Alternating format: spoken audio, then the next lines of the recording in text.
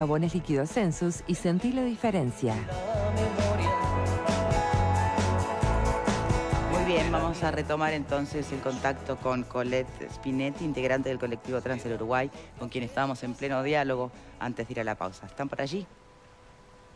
Sí, estamos por aquí, Victoria, y estábamos también conversando un poco en la pausa, un poco lo que sucede, ¿no? El tema de la hipocresía, muchas veces de la hipocresía que tiene el uruguayo, ¿no? La sociedad en estas cosas, en la cotidiana, que de repente uno ve las marchas multitudinarias en el Día de la Marcha de la Diversidad, pero en el día a día no es tan así, un poco conversando por lo que le ocurrió a Valeria. Exactamente. Yo siempre digo, tengo una frase, yo siempre digo que las personas trans en general pagamos por ser honestas en una sociedad deshonesta. Me lo debes de haber escuchado decir miles de veces. Y porque en realidad la gente, todos y todas, estamos acostumbrados a ver al otro desde afuera, ¿no? Y no pensar que detrás de esa persona hay un ser humano que siente, que piensa, que tiene aspiraciones, que tiene deseos, que tiene necesidades, que tiene expectativas de vida, ¿no? Y la colectividad trans es una colectividad que históricamente ha sido reducida a vivir en las márgenes de la sociedad y hasta naturalizar. Eso lo hablo con muchas compañeras trans, naturalizar el hecho de no tener derechos y de no sentirse sujetos y sujetas de derechos y no sentirse objeto. Es un tema que hay que trabajarlo. Y a veces con estas reacciones y con estas violencias, las personas no saben ni qué hacer. Es decir, esta agresión a Valeria y esta denuncia, que está excelente, que se haya hecho, que se haya sacado en los medios y todo lo demás, pero hay una cantidad de violencias que reciben las compañeras a diario que no las denuncian por miedos, porque naturalizan la violencia, porque quieren trabajar, por millones de cuestiones, y que hay que empezar a trabajar mucho con el colectivo trans para que el propio colectivo empiece a sentirse sujeto de derecho. Bien. Me comentabas y lo planteabas como que era una primicia, la buena noticia de que un fiscal, aun cuando... porque sí. La interpretación es, ¿sabes qué? Le queda poco, quiere irse con la conciencia tranquila, con la sensación de deber cumplido, que capaz que otro que le queda mucho prioriza política antes que cuestiones verdaderas, ¿no? Es una buena noticia, es una muy buena noticia. Sí, y estuve con el fiscal y con el actuario, estuvimos más de 2 horas recapitulando todos estos temas, y bueno, y la jueza también implicada en el asunto está muy interesada en el tema, y en realidad él me decía, en realidad este asunto nunca se dejó de lado. El problema es que los fiscales que lo iban tomando los iban cambiando de lugar o iban para otro lugar del Poder Judicial, entonces como que el expediente no había seguimiento quedaba. Y ahora, de la causa, claro. Ahí va, y ahora dice, me decía, estamos como empecinados en que esto se tiene que resolver. Así que bueno, te lo doy como primicia, en realidad no le he dicho en ningún lado, por un poco para resguardar, un poco para que tampoco se haga como demasiado ruido sobre este tema, un tema tan delicado y en el cual, bueno, yo estuve perseguida también en aquel tiempo, y siempre digo que no me agredieron porque soy conocida. Pero sí se está trabajando sobre eso, se van a citar más testigos, yo les propicié otras personas que podían ser testigos también de esto. Así que bueno, esperemos que llegue a buen resultado. La última pregunta... Y hagamos justicia con esas compañeras, ¿no? Ni que hablar. La última pregunta, Colette, con eso también estuvimos aquí en el panel debatiendo. Y ahora me encuentro con un mensaje en la página del programa que dice esto, mira, la responsabilidad del acto de violencia hacia una mujer trans es pura y exclusivamente de los violentos, de los violentadores. No confundir el debate social sobre una ley con casos puntuales de violencia social. Nadie es responsable por las acciones que otro cometa. ¿Qué pensás de eso? Yo creo que, yo creo que acá todos como sociedad somos responsables. El violento, evidentemente, tiene una responsabilidad individual, pero porque como sociedad vivimos en una sociedad violenta y vivimos en una sociedad que transmitimos valores machistas y una sociedad que sostenemos, ¿no? Valores machistas. Yo no agredí a nadie, no sostengo el machismo ni soy machista, pero pertenezco a una sociedad que sí, entonces como sociedad debo hacerme responsable. Sí obviamente que hay una responsabilidad individual, el violento tiene una responsabilidad individual. Y yo creo que sí, que esto tiene que ver mucho con el debate de la ley, con las idas y venidas y todo lo que hemos luchado y todos los discursos en contra. Yo creo que tiene que ver mucho con que, se puso sobre la mesa un tema, se legitimó un tema que era ilegítimo, por llamarlo de alguna manera. Cuando vos, cuando se legitimó la interrupción voluntaria del embarazo, se legitimó una práctica que era ilegítima.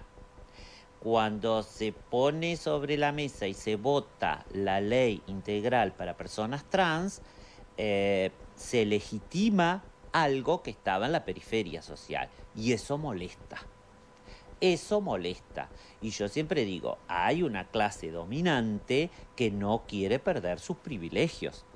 A ver, seamos claros, vivimos en un país que cuanto más hombre sos, cuanto más blanco sos, cuanto más dinero tenés, más privilegios gozás. Y eso lo vemos a diario.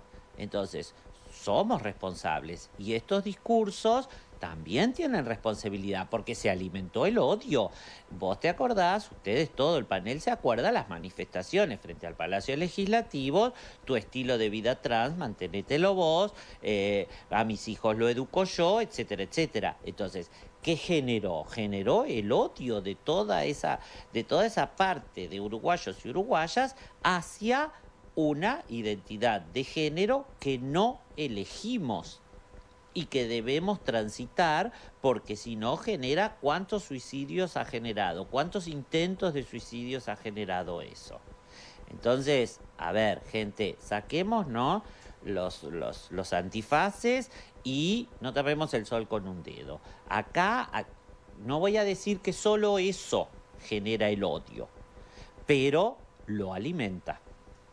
Colette Spinetti, muchísimas gracias por tu tiempo, y estaremos al tanto de cómo evoluciona esta causa, la de Valeria, y las anteriores, que parece que, como vos comentabas, tienen la lupa puesta. Ojalá. Otra vez. Gracias. Ojalá. Gracias, Victoria, como siempre. Un abrazo grande y gracias a todo el panel. Tanita, muchas gracias.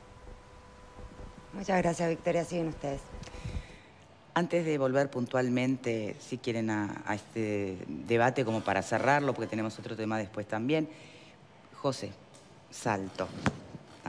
Acabo de leer, intentaron secuestrar a niños de un CAIF esta tarde en Salto, y noviembre 8, y la policía cerró las fronteras. Zafaron porque no lograron subirlos a la fuerza a un auto. ¿Qué está pasando en Salto? A ver, ¿qué está pasando en nosotros, ¿no? Como ciudadanos, como uruguayos o como americanos o como gente que vive en el mundo? Creo que tiene que ver con eso, más que con el estigma de vivir en un lugar determinado. Te lo pregunto digo, en un día, 2 hechos terribles. Bueno, sí, por eso. sí.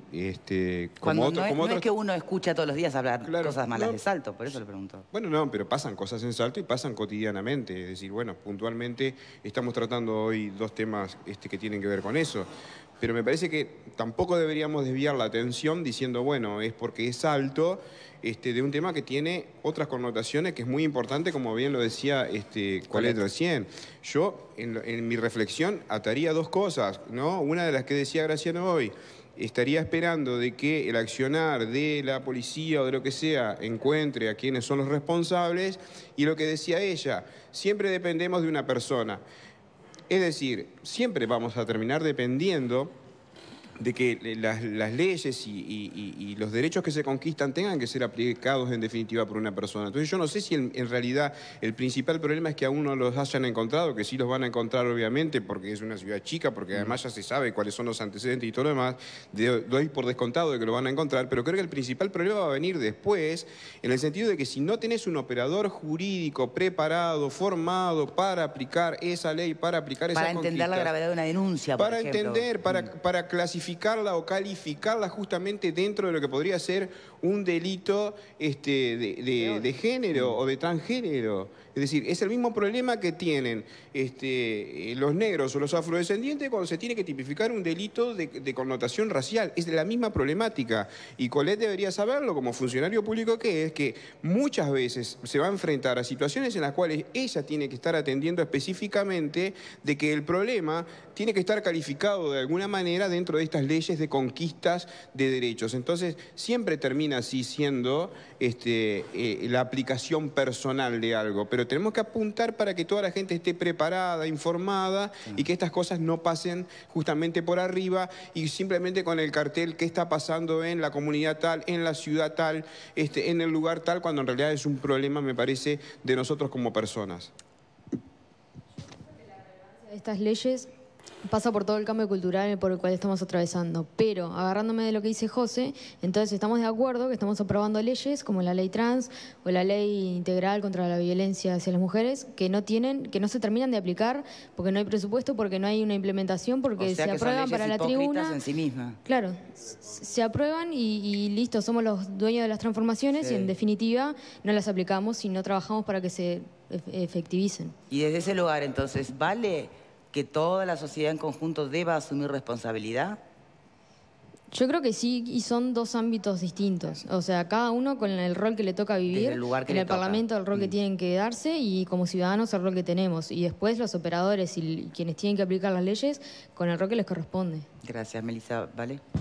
Por supuesto que es muy desagradable mirarnos en el espejo y ver que sí, somos discriminadores, o del color de piel, o de si sos trans, o si venís de otro país y querés venir a trabajar acá, de millones de cosas. Obviamente, punto tan extremo de intolerancia, si bien se ve poco, se ve en otros ámbitos. ¿O no nos acordamos del pobre trabajador afrodescendiente que fue atacado en su trabajo en una estación por otros trabajadores y le gritaban en la cámara, así tratamos a los negros en Uruguay? Lamentablemente, hasta que no rompamos con ese relato autocomplaciente que tenemos, no podemos realmente atacar el problema que tenemos. Bien. Para ir cerrando, y otro aspecto, esto para los panelistas, varias voces acusan a la desinformación sobre esta ley puntual como la responsable, ¿no? Y si así fuera, porque definitivamente que hay desinformación, es verdad. Ahora, ¿quién es responsable de la información o de la desinformación? No, yo creo cuando un gobierno X quiere informar, no sabe que se hacen campañas, no sabe que se hacen expresiones contundentes sobre los temas. Yo creo que una cosa es el debate genuino de las leyes y otra cosa son cuando se utilizan verdades a medias que son mentiras. Las verdades a medias son mentiras. Las famosas fake news. No, más que nada, cuando yo tomo solo un elemento y cuando digo que va a haber una pensión por ser trans y no me preocupo en aclarar que esa pensión va a ser para quienes fueron víctimas, que además una comisión tiene que validar. Mira, un oyente que nos sigue todos los días, que además es una persona informada, me pregunta si realmente a esta persona que golpearon va a ser beneficiada con la pensión, si es una de los beneficiados. Entonces, hay una desinformación respecto al tema que no fue casual. Aquí no hubo desinformación porque faltó una campaña. Aquí muchas personas, creo que un día sí y otro también que se trató el tema, muchos comunicadores, muchos activistas, tratamos de decir las cosas como son y que el debate fuera genuino, pero el debate fue deshonesto. Hubo personas que acamparon frente al Palacio Legislativo que son pastores de determinadas iglesias y que se enojaban si se decía, pero usted es pastor, y que no querían decirlo, porque evidentemente cuando yo tengo una religión que dice que las personas que son trans son enfermos, son pecadores, eso no es un debate honesto. Entonces, en esta ley creo que lo que primó fue la deshonestidad intelectual de muchos de los actores. Y yo creo que algunos de ellos fueron Ahora, fíjense que el único punto, al menos cuestionado desde el público general y desde autoridades, fue lo de la pensión. Hasta altura me estoy preguntando... ese fue el punto que prendió, porque prendió... Y lo de los menores, bueno. Prendió en el ideario de nos van a sacar dinero, como decía Colette, para pagar tus perversiones sexuales. Bancátelas vos. Esa fue... Por ahí pasó el debate y digamos si eso no es de muy baja calaña para debatir una ley de estas características. Otros, y tenemos que ir cerrando. A mí lo que me parece aberrante, sinceramente aberrante, es que en algún punto se entienda que hay una vinculación entre una falsa interpretación de una ley, entre una desinformación y un delito. Eso me parece aberrante. Porque ¿a qué conclusión llegaríamos? Si llegaríamos a la conclusión, ¿me permitís? Llegaríamos a la conclusión de que si había buena información y entonces el delincuente que agredió a esa persona estaba en lo cierto, entonces ¿qué? ¿Estaría justificado el delito? O sea, hasta ese punto estamos llegando a un debate donde se ha perdido el sentido de todo. Acá la única manera de terminar con esto, y si la policía no puede, nosotros los podemos ayudar, nos pueden mandar los nombres, la foto de la persona para que lo busquen inmediatamente. La única manera de terminar con todo esto es agarrar a los culpables y demostrar que estos delitos no prosperan. Porque es la única manera. Porque si empezamos a vincular una cosa con la otra, ya llegamos al absurdo de que un delito se justifica por un debate en el Parlamento, por un campamento fuera del Palacio. O sea, eso es una cosa, realmente, eso sí, que es una degradación de la vida en comunidad. No se puede llegar a ese punto. O sea, la responsabilidad de los delitos es personal. Nosotros vamos a ayudar a la policía de Salto si todavía no encontró a estos delincuentes, porque ese todo el mundo lo conoce, había denuncias. Bueno, que nos manden la foto, la ponemos ahí y seguramente la población de Salto va a colaborar. Pero terminemos con el debate estéril, porque estamos llegando a la conclusión de que como hubo un debate parlamentario y una ley que a alguna persona no le gusta, entonces eso legitima a una agresión violenta. Eso es inadmisible. Con eso terminaríamos. Esto es un delito y se tiene que terminar con la impunidad, pero se tiene que terminar en serio y que vayan a la jefatura de policía a protestar por qué todavía no los agarraron. Claro, evidentemente eso no breve, por favor, porque tenemos que cambiar de tema. Alfredo. Yo escuché muchas veces del otro lado del panel decir de que se creen que haciendo leyes se soluciona todo, y yo creo que es cierto, haciendo leyes no se soluciona todo. El cambio cultural va mucho más allá de una ley. Yo creo que la clave la dijo Vale recién al decir, asumamos de que tenemos una sociedad racistas, homofóbicos, misóginos, gente que odia. Es decir, hay algunos enfermitos políticos que están juntando firmas para lograr una ley que incluye una minoría muy pequeña, como si fuera la patria. Déjense embromar, digo. El cambio cultural lleva tiempo, no se soluciona con una ley. O sea que la hipocresía es total para vos. Yo creo que hay mucha hipocresía con respecto a eso y hay mucho trabajo por hacer por delante. Breve, por favor, que tenemos otro tema después. Prometo ser breve. Por ahí se maneja el concepto de hipocresía, que creo que no está siendo, desde mi perspectiva, felizmente utilizado, porque aludir a que hay marchas muy numerosas, con muchas personas que abrazan una causa y después otros actores de la sociedad se comportan de otra manera, es justamente las legítimas tensiones y pulseadas que existen en una sociedad, porque además hay una cosa que yo no me canso de decirla, yo que nací en la vida política haciendo marchas, ¿verdad? En un momento contra la dictadura, que ahí es como nací cívicamente en el Uruguay, ¿no?